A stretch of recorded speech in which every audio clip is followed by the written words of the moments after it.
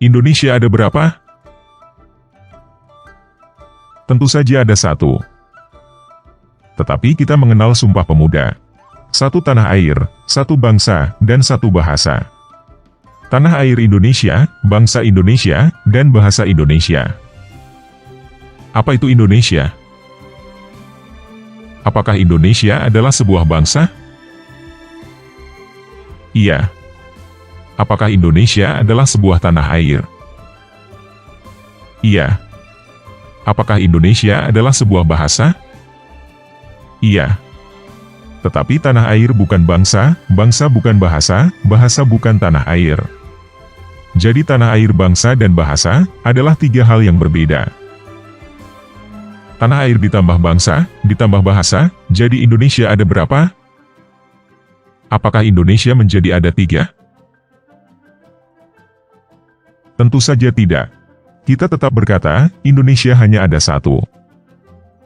Walaupun Indonesia itu, ada tanah air Indonesia, ada bangsa Indonesia, dan ada bahasa Indonesia. Bagaimana cara menjelaskan, ada tanah air Indonesia, ada bangsa Indonesia, dan ada bahasa Indonesia, tetapi kita berkata Indonesia tetap ada satu? Itulah yang disebut Tritunggal. Tiga tetapi satu. Jika kita menjelaskan, dengan bahasa rumusan Nejelimet yang barusan kita pelajari, maka jadinya seperti ini. Indonesia intinya adalah sebuah negara. Yahweh intinya adalah satu ilah. Ini yang disebut satu ousia atau satu esensi. Negara Indonesia mempunyai tiga unsur, yaitu tanah air, bangsa, dan bahasa. Ilah Yahweh mempunyai tiga unsur, yaitu Bapa, Putra, dan Roh. Ini yang disebut tiga hipostasis atau tiga substansi. Di dunia ini, ada banyak tanah air, bangsa, dan bahasa. Tetapi yang membuatnya disebut Indonesia, karena ada kesamaan sifat umum atau inti. Seperti batas wilayah, yang berbeda dengan negara lain. Begitu juga ada banyak Bapa, Putra, dan Roh. Tetapi yang membuatnya disebut Yahweh, karena ada kesamaan sifat umum atau inti. Seperti pencipta, penebus, dan lain sebagainya, yang berbeda dengan ilah lain. Tetapi unsur, mempunyai sifat-sifat khususnya masing-masing. Seperti tanah air mempunyai kontur. Bangsa dan bahasa tidak punya kontur. Bangsa punya struktur masyarakat. Tanah air dan bahasa tidak punya struktur masyarakat. Bahasa punya aksara. Bangsa dan tanah air tidak punya aksara. Begitu pula Bapa, Putra, dan Roh, mempunyai sifat khususnya masing-masing yang berbeda. Bahasa adalah sebuah unsur negara. Bahasa Indonesia adalah satu individu spesifik yang mempunyai satu unsur, yaitu bahasa.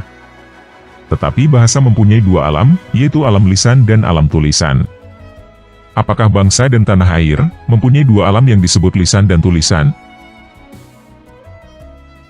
Tentu saja bangsa dan tanah air tidak punya alam lisan maupun alam tulisan. Begitu pula Putra adalah sebuah unsur ilah. Yesus adalah seorang individu spesifik yang mempunyai satu unsur, yaitu Putra. Tetapi Putra mempunyai dua alam, yaitu alam keilahian dan alam kemanusiaan. Sampai di sini jelas ya? Nah, tanah air, bangsa, dan bahasa itu ada berapa pribadi? Satu pribadi? Atau tiga pribadi? Menurut saya, bisa saja kita mempersonifikasi tanah air, bangsa, dan bahasa menjadi pribadi. Buktinya kita membuat lagu-lagu tentang tanah airku Indonesia kan? Seolah-olah tanah air itu adalah satu sosok pribadi atau individu yang dicintai. Tetapi menurut saya, tidak cocok jika kita harus begitu kaku, sehingga kita memaksakan untuk berkata bahwa tanah air, bangsa, dan bahasa itu adalah tiga pribadi. Apakah kita mau berkata bahwa Indonesia punya tiga pribadi? Walaupun kita bisa buktikan bahwa tanah air itu adalah satu pribadi, bangsa adalah satu pribadi, dan bahasa adalah satu pribadi, kita tetap tidak akan berkata bahwa Indonesia punya tiga pribadi kan? Kita tetap berkata Indonesia adalah satu pribadi, atau berkata Indonesia punya satu kepribadian. Jadi menurut saya, tidak cocok jika kita menggunakan kata pribadi di dalam rumusan Tritunggal. Atau jika kita mau tetap menggunakan kata pribadi, kita harus mendefinisikannya dengan lebih spesifik.